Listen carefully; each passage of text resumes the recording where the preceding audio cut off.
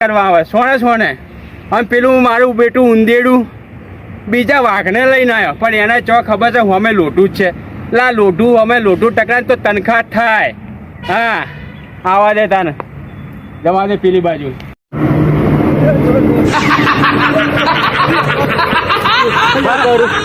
નહીં આવતો ચીડે જેવો મારવા માંડ્યો તો કહું તો શું તાર